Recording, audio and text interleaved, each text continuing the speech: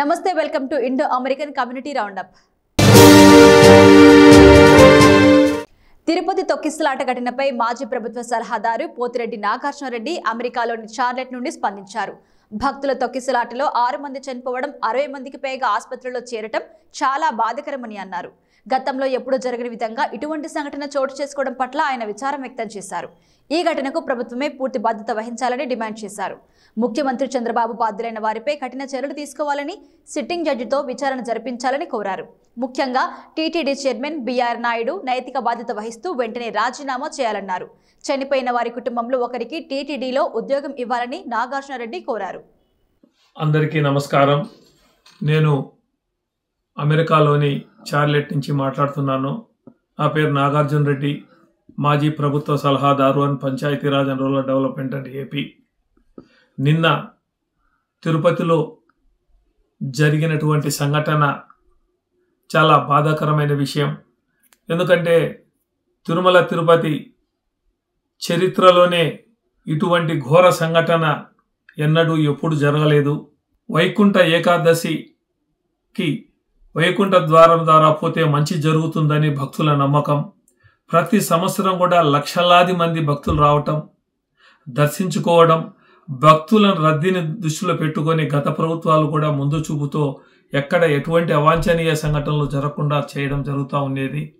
కానీ ఈనాడు ఈ ప్రభుత్వం ఈరోజు 6 మంది చనిపోవడము, దాదాపు 60 మంది ఆసుపత్రుల పారులో చికిత్స పొందుతుండడం, నిజంగా ఇదంతా ఎవరు బాధ్యత వహించాలి? ఈ పోయిన ప్రాణాలు తీసుకురాలేము. ఈ జరిగిన సంఘటన వల్ల తిరుమల దేవస్థానానికి అప్రతిష్ట పాలు కావడం జరిగింది.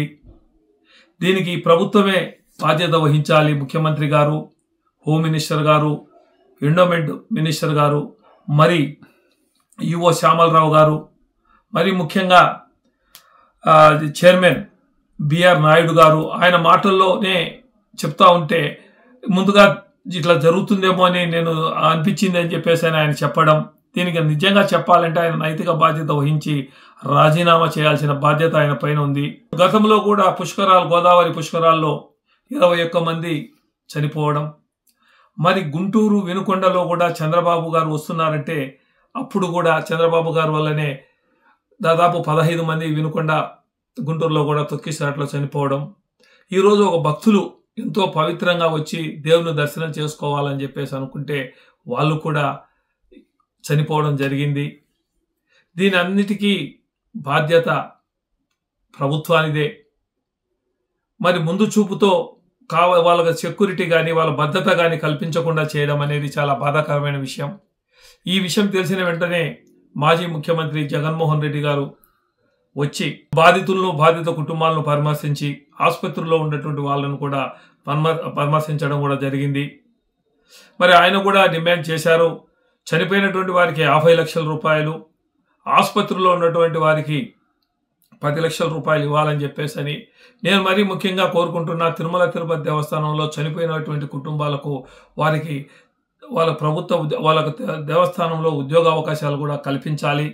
ఎంత మనం చేసినా పోయిన వారు రారు కాబట్టేసి మరి అంతకుముందు ఈ కొత్త ప్రభుత్వం వచ్చిన తర్వాత కల్తీ లడ్డు అని చెప్పేసి జంతువుల కొవ్వులు మాంసాలు తీసుకుని ఈ నెయ్యి లడ్డు తయారు చేస్తున్నారని చెప్పేసి మన తిరుమల పవిత్రతనే అంతర్జాతీయ స్థాయిలో మనకు అవమానం కలిగించే విధంగా దేవునితో ఆడుకోవద్దు అని చెప్పేసి అని ఆనాడు మన చైర్మన్లుగా పనిచేసినటువంటి భూమన కరుణాకర్ రెడ్డి గారు, వైవి సుబ్బారెడ్డి గారు కూడా చెప్పడం కూడా నీటిలో మునిగి కోనేరులో మునిగి వాళ్ళు కూడా దేవుని మీద వాళ్ళు చెప్తూ మేము ఏదన్నా పొరపాటు చేసే ఉంటే మా వంశాలు మేము ఉండము అని చెప్పేసి అని కూడా చెప్పడం కూడా జరిగింది. కాబట్టేసి ఇవన్నీ కూడా దేవునితో ఆడుకోవడం అనేది మంచి పద్ధతి కాదు. ఏది జరిగినా కూడా జగన్మోహన్ రెడ్డి వల్లనే జరిగిందని చెప్పి గతంలో వరదలు వచ్చినా అదే విధంగా చెప్పడము, కరెంటు ఛార్జీలు పెంచినా అదే చెప్పడము, ఏది జరిగినా కూడా ఆయన వల్లనే జరుగుతూ ఉందని చెప్పడం జరిగింది. ఇప్పుడు ఇది ఎవరి వల్ల జరిగింది చెప్పండి మీరే. ఇది కూడా జగన్ మీదనే పెడతారా? మీ ప్రభుత్వ వైఫల్యం వల్ల జరిగిన ఈ సంఘటనను ఖచ్చితంగా బాధ్యత వహించి కఠినమైనటువంటి చర్యలు తీసుకోవాలి. ఒక ఎస్పీని మరి అదే విధంగా శ్రీధర్ గారిని ఎగ్జిక్యూటివ్ ఆఫీసర్ గౌతమి గారిని బదిలీ చేయడమే కాదు, మరి ఈమె హర్నాథ్ రెడ్డిని సస్పెండ్ చేయడం, తిరుపతి డిఎస్పి రమణ కుమార్ను సస్పెండ్ చేయడమే కాదు, దీనికి బాధ్యత అయినటువంటి ఈఓ గారిని, కలెక్టర్ గారిని, ఎస్పీ గారిని అందరినీ కూడా అక్కడి నుంచి సస్పెండ్ చేయడము, అక్కడి నుంచి బదిలీ చేయడం చేసి ఖచ్చితంగా మళ్ళీ గతంలో ఇటువంటి ఎప్పుడు జరగకుండా చేయాలి. ఇది కేవలం రాజకీయం కాదు. ఎల్లో మీడియాలో ఈ గతంలో ఎన్నో చర్చలు పెట్టి డిబేట్లు పెట్టి చెప్తున్నటువంటి ఎల్లో మీడియాలు ఈ రోజు దీని గురించి ఎందుకు మాట్లాడడం లేదు, ఎందుకు పూర్తి స్థాయిలో జరపడం లేదు? ఇది సిట్టింగ్ జడ్జితో ఎంక్వైరీ వేసి ఖచ్చితంగా కఠినమైన చర్య తీసుకోవాలని చెప్పేసి తెలియజేసుకుంటూ సెలవు తీసుకుంటున్నాను. నమస్తే. ప్రతి ఏటా ప్రతిష్టాత్మకంగా జరిగే ప్రవాసీయుల దినోత్సవ వేడుకలు ఈసారి ఒడిశా రాజధాని భువనేశ్వర్లో వైభవంగా జరిగాయి. జనవరి 8 నుంచి 10 వరకు 3 రోజుల పాటు జరిగిన ప్రవాసీయుల జాతరకు వివిధ దేశాల్లో నివసిస్తున్న భారతీయులు పెద్ద సంఖ్యలో తరలివచ్చారు. దాదాపు 160 దేశాల నుంచి 7,000 మంది ఎన్ఆర్ఐలు సహా దాదాపు 10,000 మందికి పైగా అతిథులు ఈ వేడుకల్లో పాల్గొన్నారు. ప్రపంచంలోని భారతీయులందరినీ ఒకచోట చేర్చే వేడుకే ప్రవాస భారతీయ దినోత్సవం. ఈసారి 18వ ప్రవాసీ భారతీయ దివస్ వేడుకలు ఒడిశా రాజధాని భువనేశ్వర్లో ఘనంగా జరిగాయి. ఈ వేడుకల్లో ప్రవాసులకు ఇచ్చే అత్యున్నత గౌరవం ప్రవాసీ భారతీయ సమ్మాన్ అవార్డు. ఈ ప్రతిష్టాత్మక అవార్డును కాగ్నిజెంట్ సీఈఓ రవికుమార్ అందుకున్నారు. వివిధ రంగాల్లో భారత ప్రవాసులు సాధించిన విజయాలకు గుర్తుగా 27 మందికి ఈ అవార్డు భారత ప్రభుత్వం ప్రకటించింది. ఐటీ కన్సల్టింగ్ రంగానికి చేసిన కృషికి గాను ఎస్ రవికుమార్ను PBSA 2025 అవార్డు వరించింది. తన స్వస్థలమైన ఒడిశాలో ఈ ప్రతిష్టాత్మకమైన పురస్కారం అందుకోవడం పట్ల రవికుమార్ ఆనందం వ్యక్తం చేశారు. Hello, my name is Ravi Kumar S, CEO of Cognizant, and I'm deeply honored to join the 27 recipients of the Pravasi Bharatiya Samman Award from the Government of India. Odisha, my home state, is celebrated for its rich heritage and has emerged as an education hub with highly skilled talent and robust infrastructure. And I'm honored to return for the Pravasi Bharatiya Divas Convention. India's diaspora, which is 35 million strong, has a profound global influence, from economic impact to technology, culture, talent, and diversity. For example, 10% of the Fortune 500 companies are led by Indian origin leaders. And the Indian culture has been a global differentiator, from popularizing yoga, festivals such as Diwali, and promoting arts and literature. Viksit Bharat 2047 represents the government's vision to transform the country into a developed entity by its 100th anniversary of India's independence in 2047. The diaspora can make a difference in achieving this goal by focusing on areas such as manufacturing, infrastructure, skilling, innovation, and reform. Skilling, which is of personal interest to me and many of our honorees, is an area where we can drive more public-private initiatives such as Cognizant Synapse and apprenticeship programs to make talent industry ready. The government's efforts to increase per capita in the eastern region of the country is a key initiative where the diaspora can help in terms of literacy, infrastructure, and creating partnerships for economic growth to bring balance across the country. I was born in Odisha and have personally seen its transformation over the past many decades. A half century ago, Odisha's economy was primarily agrarian. Today, it's a leader in steel, aluminium, power, and IT services, with cities like Bhubaneswar emerging as the hubs for innovation. This is a powerful reminder of a shared responsibility to strengthen the bridge between India and the world. Congratulations to all the esteemed honorees on your well-deserved recognition.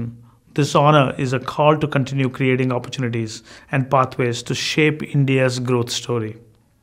Thank you again. భువనేశ్వర్లోని ఇడ్కో మైదానంలో ఆదివాసీ మేళా 2025 వైభవంగా జరుగుతుంది.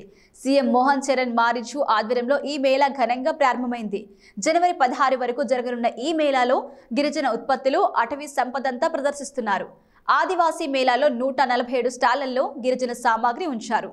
వివిధ తెగల ప్రజల నివాస గృహాల నమూనాలు, అటవీ ఉత్పత్తులు, సంప్రదాయ ఆయుధాలు స్టాళ్లలో చోటు చేసుకున్నాయి. ఇక ఈ నిత్యం సాంస్కృతిక కార్యక్రమాలు అలరించనున్నాయి. అమెరికా న్యూజెర్సీలోని సాయిదత్తా పీఠం శివ విష్ణు ఆలయంలో ఆధ్యాత్మిక శోభ సంతరించుకుంది. వైకుంఠ ఏకాదశి పర్వదినాన్ని పురస్కరించుకొని సాయిదత్తా పీఠం భక్తులతో కిటకిటలాడింది. ముక్కోటి ఏకాదశి సందర్భంగా ఆలయంలో ప్రత్యేక పూజా కార్యక్రమాలు నిర్వహించారు. భక్తులకు వైకుంఠ ద్వార దర్శనం కల్పించారు. 2 రోజుల పాటు వైకుంఠ ద్వార దర్శనం కల్పిస్తున్నట్టుగా ఆలయ ప్రధాన అర్చకులు రఘుశర్మ తెలిపారు.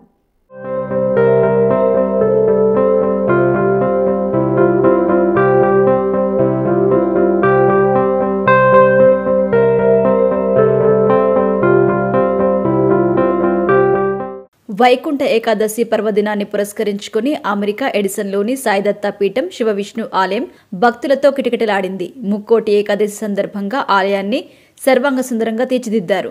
విద్యుత్ దీపాలంకరణతో పాటు వివిధ పుష్పాలతో ఆలయాన్ని అలంకరించారు. ముక్కోటి ఏకాదశి రోజున భక్తులకు వైకుంఠ ద్వార దర్శనం కల్పించారు. రోజంతా విష్ణు సహస్రనామ స్తోత్రాలతో ఆలయం మారుమోగింది.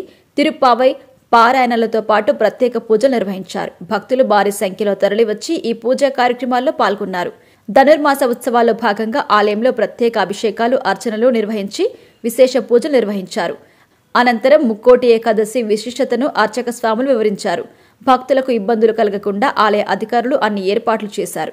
భక్తులకు 2 రోజుల పాటు వైకుంఠ ద్వార దర్శనం కల్పిస్తున్నట్లు ఆలయ ప్రధాన అర్చకులు రఘుశర్మ పేర్కొన్నారు. ఈ సందర్భంగా ఆలయంలో నిర్వహిస్తున్న విశేష పూజా కార్యక్రమాల గురించి వివరించారు.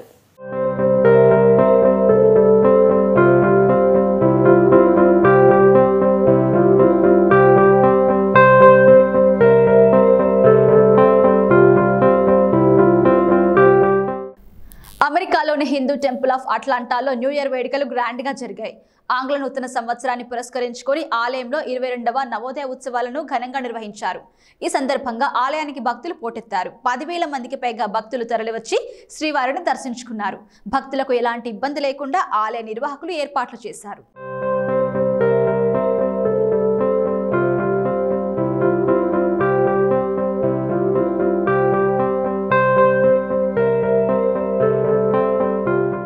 ఆంగ్ల నూతన సంవత్సరాన్ని పురస్కరించుకొని అట్లాంటాలోని హిందూ టెంపుల్ కి భక్తులు పోటెత్తారు.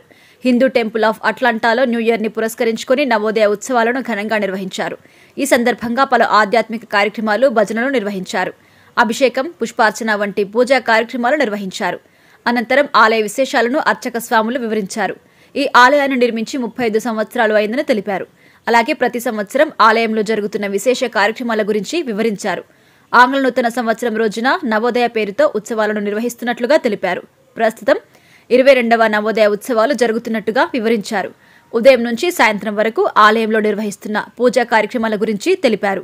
10,000 మందికి పైగా భక్తులు తరలివచ్చి శ్రీవారిని దర్శించుకున్నారని ఆలయ నిర్వాహకులు తెలిపారు. భక్తులకు ఎలాంటి ఇబ్బంది లేకుండా అన్ని ఏర్పాట్లు చేసినట్టుగా పేర్కొన్నారు. ఇక ఆలయంలో ఏర్పాటు చేసిన పలు స్టాల్స్ కి విశేష స్పందన వచ్చింది. వెండర్ మాల్, ఫుడ్ బజార్ కి అనూహ్య స్పందన వచ్చింది. భక్తులు ఈ స్టాల్స్ దగ్గర తమకు నచ్చిన వస్తువులు కొనుగోలు చేశారు. ఈ కార్యక్రమానికి సహకరించిన స్పాన్సర్స్ కి, విజయవంతం చేసిన ప్రతి ఒక్కరికి నిర్వాహకులు ధన్యవాదాలు తెలిపారు. స్పాన్సర్స్ లో ఒకరైన బీట్స్ ఆఫ్టర్ బీట్స్ కి ప్రత్యేక కృతజ్ఞతలు తెలిపారు. ఇక శ్రీవారి దర్శనానికి వచ్చిన భక్తులు ఆలయ పరిసరాలలో నూతన సంవత్సర వేడుకలను ఘనంగా చేసుకున్నారు. గోవింద నామస్మరణ చేస్తూ కొత్త ఏడాదికి స్వాగతం పలికారు. 2025 ఆంగ్ల నూతన సంవత్సరంలో స్వామివారి ఆశీస్సులు ప్రజలపై ఉండాలని ఆకాంక్షించారు. దర్శనం అనంతరం ఆలయ కమిటీ వారు భక్తులకు తీర్థ ప్రసాదాలు అందించారు.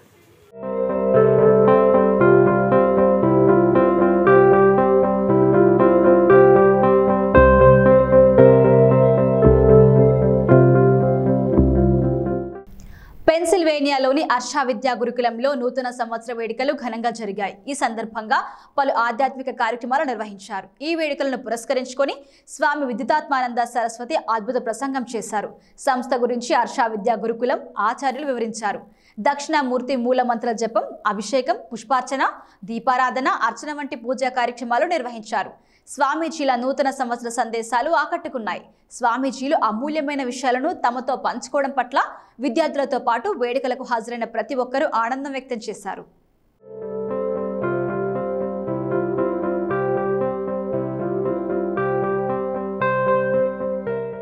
అమెరికా పెన్సిల్వేనియాలోని ఆర్ష విద్యా గురుకులంలో న్యూ ఇయర్ వేడుకలు గ్రాండ్ గా జరిగాయి. ఈ సందర్భంగా పలు ఆధ్యాత్మిక కార్యక్రమాలు, భజనలు నిర్వహించారు. రుద్రాభిషేకం, దక్షిణామూర్తి మూల మంత్ర జపం, అభిషేకం, పుష్పార్చన, దీపారాధన వంటి పూజా కార్యక్రమాలు నిర్వహించారు. ఇక స్వామీజీల నూతన సంవత్సర సందేశాలు ఆకట్టుకున్నాయి. ఈ వేడుకలను పురస్కరించుకొని స్వామి విదితాత్మానంద సరస్వతి అద్భుత ప్రసంగం చేశారు. సంస్థ గురించి, అద్వైత సిద్ధాంతం గురించి వివరించారు. భారత సనాతన సంప్రదాయాలు, సంస్కృతి గురించి స్వామి దయానంద సరస్వతి వివరించారు.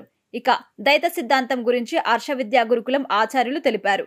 పలువురు మహనీయుల సేవలను గుర్తు చేసుకున్నారు. ఆర్ష విద్యా గురుకులం తరపున చేస్తున్న సేవా కార్యక్రమాల పట్ల పలువురు కొనియాడారు. స్వామి సచ్చిదానంద సరస్వతి యువతకు నూతన సంవత్సర సందేశం అందజేశారు. సంవత్సరం అంటే 365 రోజులు. ప్రతిరోజు ఆ భగవంతుడు అందరికీ అవకాశాలను ఇస్తాడు. ఈ 365 రోజులు వచ్చే అవకాశాలను అందరూ సద్వినియోగపరుచుకొని జీవితంలో అనుకున్నది సాధించాలని చక్కని మెసేజ్ ఇచ్చారు. స్వామీజీలు అమూల్యమైన విషయాలను తమతో పంచుకోవడం పట్ల విద్యార్థులతో పాటు వేడుకలకు హాజరైన ప్రతి ఒక్కరూ ఆనందం వ్యక్తం చేశారు. ఇది ఇవాల్టి Indo American community roundup. Keep watching US1 TV.